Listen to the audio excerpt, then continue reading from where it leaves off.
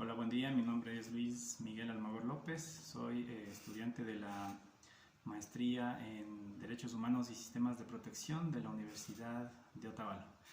El día de hoy vamos a analizar un caso hipotético usando lo aprendido en las clases de criterio de aplicación judicial en materia de derechos humanos. El caso a analizar es el siguiente: color extravagante.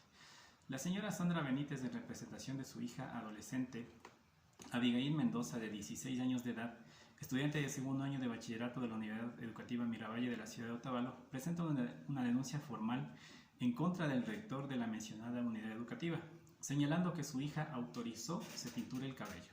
Sin embargo, se han generado actos persecutorios por parte de la institución. Dentro de las alegaciones de las partes, la madre del adolescente, Abigail Mendoza, señala que autorizó a su hija se tiñe el pelo, pero cuando llegó al colegio diferentes inspectores le solicitaron que baje el color del tinte. La señora Benítez menciona que habló personalmente con el rector indicándole que no le bajaría el tono del color del cabello, a lo que el rector, en su posición de autoridad del establecimiento educativo, señala que no le va a permitir el ingreso a la unidad educativa a la señorita. La unidad educativa señala que el Ministerio de Educación emitió el año anterior un acuerdo interno para la construcción del Código de Convivencia. La institución, en un proceso democrático con participación de 7.800 personas, incluyendo a la alumna y su madre, y le extraña que no conozcan las reglas que se dan en el colegio, deciden autorizar a su hija que cambie el color de cabello con un tono muy extravagante. El rector ha pedido al estudiante cumpla con el código y menciona que no existe violación de ningún derecho. El rector de la unidad educativa indica que el problema se dio por el color del pelo de la señorita. Quieren que exista una uniformidad con todas las alumnas y se ha pedido a la madre que se sensibilice y se cumpla con el código de convivencia. Se escucha al adolescente en audiencia reservada en conformidad a lo establecido en el artículo 12 de la Convención sobre los Derechos de los Niños, en concordancia con el artículo 45 de la Constitución de la República del Ecuador. El establecimiento educativo presentó el código de convivencia y la madre de la familia presenta fotos para verificar el color de cabello de su hija, documentación y fotografías que servirán para la decisión. Para el desarrollo, se debe analizar el antecedente, tomando en cuenta que existe una vulneración al ejercicio de los derechos del artículo 11 de la Constitución de la República del Ecuador, mediante el cual señala en su artículo 11 el ejercicio de los derechos se regirá por los siguientes principios. Artículo 2. Todas las personas son iguales y gozarán de los mismos derechos, deberes y oportunidades. Nadie podrá ser discriminado por razones de etnia, lugar de nacimiento, edad, sexo, identidad de género, identidad cultural, estado civil, idioma, religión, ideología, filiación política, pasado judicial, condición socioeconómica, condición migratoria, orientación sexual, estado de salud, portar VIH, discapacidad, diferencia, etc.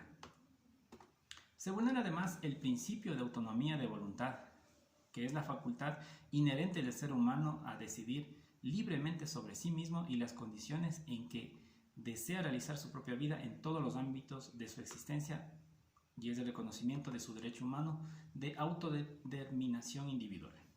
Además, se vulnera el derecho a ser consultados, citado en el artículo 60 del Código de Niñez y Adolescencia. La vulneración del derecho a la educación en el momento en que la unidad educativa no permite el ingreso a la señorita adolescente en sus clases regulares por su condición o decisión de cambiar el tono de su cabello, entendiendo que la educación es un derecho fundamental de las niñas, niños y adolescentes. Puede existir internamente códigos de ética o códigos de convivencia, mismas que son normas regulares y no pueden estar por encima de las normas jerárquicas superiores. En este caso estamos hablando de la Constitución de la República del Ecuador en sus artículos 425 y 426. En la resolución existen dos escenarios. El primero es que la unidad educativa, mediante resolución interna, señale que se está vulnerando el ejercicio de los derechos de la señorita adolescente y proceda a realizar un cambio al código de convivencia y se aplica a todos los estudiantes, al tratarse únicamente de reglas de índole educativo y disciplinario. El segundo escenario se ejecutará a través de instancias legales, mediante la demanda de la señora Benítez ante un juzgado, el mismo que dictamina se proceda con la acción de protección por una acción u omisión en contra del acto discriminatorio en la unidad educativa en la persona del rector como autoridad. Mediante audiencia, el juez convocará a los involucrados para dictar las medidas y supervisar la ejecución de las mismas, en donde se tomará en cuenta los derechos vulnerados de la señorita adolescente, entendiendo que el derecho a la educación se ve afectado por las decisiones del Código de Convivencia Interno, de acuerdo a lo que establece la Constitución de la República del Ecuador en su artículo 26, en donde señala que la educación es un derecho de las personas a lo largo de su vida y un deber ineludible e inexcusable del Estado.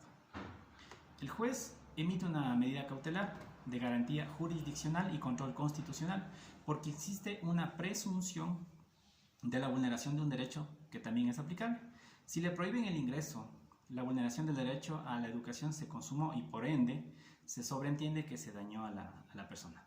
La Ley Orgánica de Garantías Jurisdiccionales y Control Constitucional es la norma adjetiva de la Constitución, tomando en cuenta que en la Constitución tenemos normas, reglas y principios. Esta es una norma regla. La educación, por ejemplo, ¿cómo se aplica por esto? Por ejemplo, a través de una norma procedimental. Al hablarse de una normativa netamente constitucional, el procedimiento para aplicar las normas constitucionales es a través de la Ley Orgánica de Garantías Jurisdiccionales y Control Constitucional. Al prohibir el ingreso de la señorita adolescente educativa por parte de su condición de venir tinturada el cabello, se debe presentar una acción de protección por acción u omisión de una autoridad pública y por la violación de un derecho constitucional. Y por el hecho de ser autoridad administrativa, obviamente viole estos derechos y las garantías de las y los estudiantes cometidos mediante actos de discriminación. Al emitirse una sentencia integral, económico y sustantiva de lo que quiera la afectada, el objetivo es dejar que la señorita adolescente que está vulnerada el derecho a la misma condición que estuvo antes vulnerada su derecho. En tal sentido, si la señorita gana la acción de protección ante un juzgado, se pide al mando superior de mayor jerarquía de la institución pida disculpas públicas y también en las instituciones educativas se pedirá que la autoridad máxima a todo el alumnado y en presencia de autoridades educativas pida disculpas a la señorita, pudiendo también además pedir que se publique en la prensa o a su vez en una página web del Ministerio de Educación. La reparación integral es un sistema de jueces dualistas. Obviamente todo depende de la acción de protección que emita el juez, entendiendo que se tiene que realizar mediante una norma expresa, que en este caso estamos hablando de la Constitución de la República del Ecuador. La acción de protección es una sentencia de un juicio y todos los jueces tienen conocimiento de hablar de derechos constitucionales, respetando la norma constitucional. ¿Qué es lo que sucede aquí? Estamos hablando de una acción que no tiene condición de ser física, porque no van a pedir un certificado que le permitan entrar a la señorita, si no es necesario, porque obviamente de esta manera se estaría vulnerando su derecho a la educación. Simplemente es una condición de que se organice la institución y las autoridades competentes. Entonces, ¿contra quién vamos nosotros a atacar? Es contra las instituciones públicas o privadas y también a las personas en condición de mayor jerarquía. ¿Sí? Esta ley está hecha para que no sean vulneradas. Se emite una acción de protección desde cualquier juez. La señorita tiene un principio de autonomía de voluntad al estarse recriminando su distinción y su autonomía personal. Estaban queriendo vincular otro derecho, en este caso vulnerar otro derecho, que es el derecho a la educación, entendiendo que la educación es un derecho fundamental. No se puede de ninguna manera prohibir el ingreso a la unidad educativa. Puede existir un código de ética, un código de conducta, un código de convivencia. Sin embargo, este documento es una norma regular que no puede estar por encima de una norma jurídica expresa que es la Constitución de la República del Ecuador.